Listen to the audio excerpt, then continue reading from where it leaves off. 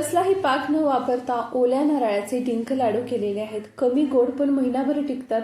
त्यामुळेच माझ्या घरात तरी सगळ्यांचे फेवरेट आहेत. लाडू केले की अगदी 2 दिवसामध्ये सगळे लाडू फस्त झालेले असतात. एवढी चविष्ट तर होतातच, शिवाय आपल्या आरोग्यासाठी सुद्धा खूप फायदेशीर आहेत. लहान मुलांपासून मोठ्यांपर्यंत सगळ्यांच्या आवडीचे, एकदा केले की महिनाभर टिकणारे आणि ओल्या नारळाचे डिंक लाडू करण्याची ही पद्धत तुम्हाला दुसरीकडे बघायला मिळणार नाही. त्यामुळे व्हिडिओ शेवटपर्यंत नक्की बघा. त्यासाठी 2 ओले नारळ आपण घेतलेले, स्वच्छ धुवून पाठीचा काळा भाग हा त्याचा काढून घेतलेला आणि नारळ आपण खिसून घेतलेले आहेत आणि बघा असा पांढरा शुभ्र त्याचा खिस तयार झालेला आहे. आता जे प्रमाण मी सांगत आहे ते 2 नारळासाठी लागणार आहे. अर्धी वाटी इथं गुळ घेतलेला आहे. तुम्ही गुळाऐवजी साखर देखील घेऊ शकता, पण गुळ घातलेले लाडू खूप चविष्ट लागतात. मी नेहमी गुळाचेच बनवते. 50 ग्रॅम इतका आपण डिंक घेतलेला आहे. काजू घेतलेले आहेत 10 ते 12.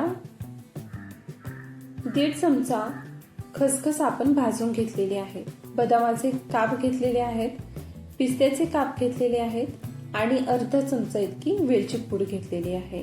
ड्राय फ्रुट्स पूर्णपणे ऑप्शनल आहेत. फक्त डिंक आणि गुळ घातला तर हे लाडू खूप चविष्ट लागतात. तूप लागणार आहे. किती लागेल हे मी करताना सांगेल. आता बघा नारळाचा खिस घेतला, पण हा आपण थोडासा बारीक करणार आहोत. अगदी याची पेस्ट नाही करायची. थोडंसं मिक्सरला फिरवून घेऊया आणि बघू शकता नारळ खूप बारीक केलेला नाही. त्याचं टेक्स्चर बघा. फक्त 1-2 वेळा फिरवून घेतलेला आहे. आता हा आपण तुपामध्ये परतून घेणार आहोत. त्यासाठी गॅसवरती एक कढई ठेवली. जाड तळ्याची कढई घ्यायची आहे. 3 चमचे इतकं तूप घेतलं. आता या तुपामध्ये नारळ परतून घेण्या अगोदर आपण ड्रायफ्रुट्स तळून घेणार आहोत. बदामाचे काप घालायचे. फक्त 1 ते 2 मिनिट ठेवायचे आहेत आणि लगेच काढून घ्यायचे, कारण आपण काप केल्यामुळे तापलेल्या तुपामध्ये हे लगेच करपू शकतात. फक्त 1 ते 2 मिनिटांमध्ये परतून काढून घ्यायचे आहे. याच पद्धतीने आपण काजू पिस्ता देखील तळून घेतलेला आहे. आता आपण तळणार आहोत डिंक आणि बघू शकता ड्रायफ्रुट्स तळून फक्त 1 ते 1.5 चमचा इतकं तूप खाली राहिलेलं, तेवढ्याच तुपामध्ये आपण डिंक तळून घेणार आहोत. आणि डिंक तळायला खूप तूप लागत नाही. डिंक लगेच फुलतो. फक्त गॅसची फ्लेम ही मीडियम ठेवायची आहे. एका प्लेटमध्ये काढून घेऊया. बघा डिंकही तळून घेतला आणि ड्रायफ्रुट सुद्धा आपण तळून घेतलेले आहेत. आता याच कढईमध्ये राहिलेल्या तुपात नारळ आपण परतून घेणार आहोत. त्या अगोदर डिंकाची आपण पावडर बनवूया. तळलेला डिंक मिक्सरच्या भांड्यामध्ये काढायचा आहे आणि डिंक तळला असल्यामुळे पटकन त्याची पावडर तयार होते. हे तयार आहे. बाजूला ठेवूया. आता राहिलेल्या 1 ते 1.5 चमचा तुपामध्ये नारळ परतून घेऊ आणि छान नारळाचा खमंग घमघमाट सुटेपर्यंत हा नारळ आपण असा भाजून घ्यायचा आहे, परतून घ्यायचा आहे.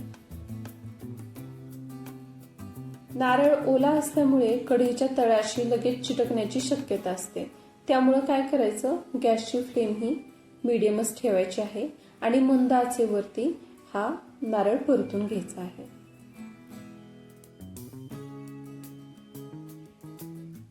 बघा इथे 2 चमचे आणखी तूप मी यात घालते.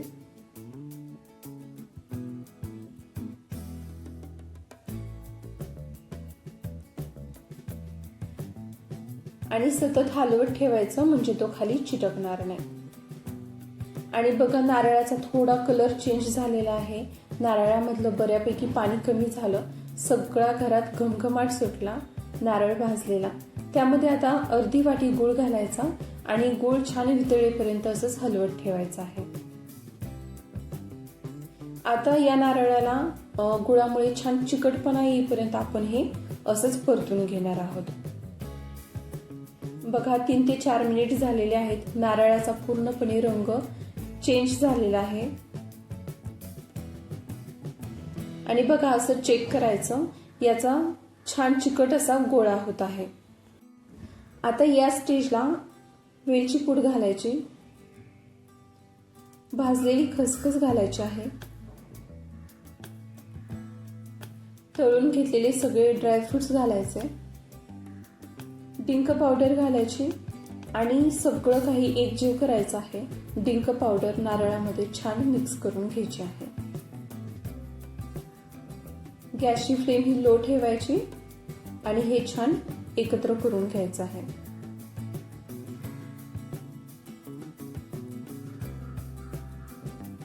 आता तुम्हाला हे सारण जरी असं मोकळं किंवा कोरडं वाटत असेल तरी आपण यात डिंक घातलेला आहे, शिवाय गुळ देखील छान चिकटपणा येईपर्यंत यात परतून घेतल्यामुळे पटकन गोळा तयार होतो आणि लाडू वळता येतात. एका ताटामध्ये काढलं, थोडंसं थंड होऊ द्यायचं, खूप नाही, कारण थंड झालं की डिंकामुळे थोडा कडकपणा येतो, याला घट्टपणा यायला चालू होतो. कोमट असतानाच आपण असे लाडू वळणार आहोत. लाडू मध्यम आकाराचे वळायचे. वरून मी थोडेसे पिस्ते घालत आहे. एका वेळी एक लाडू लहान मुलं आणि मोठे देखील संपवतील अशा आकाराचे मी लाडू बनवणार आहे. या पद्धतीने सगळे लाडू वळून घेऊया. आणि बघा किती झटपट आपले लाडू तयार होतात. फक्त सारण खूप थंड करायचं नाही, अगदीच खूप कोरडं वाटलं तर लगेचच फक्त 2 मिनिटासाठी गरम करून घ्यायचं आणि पटापट हे लाडू वळून घ्यायचे आहेत. आणि बघा ओल्या नारळाचे झटपट असे हेल्दी असे डिंक लाडू तयार आहेत. खूप झटपट होतात. या पद्धतीने केले तर लाडू महिनाभर टिकतात. तुम्ही नक्की करून बघा आणि कमेंटमध्ये सांगायला विसरू नका.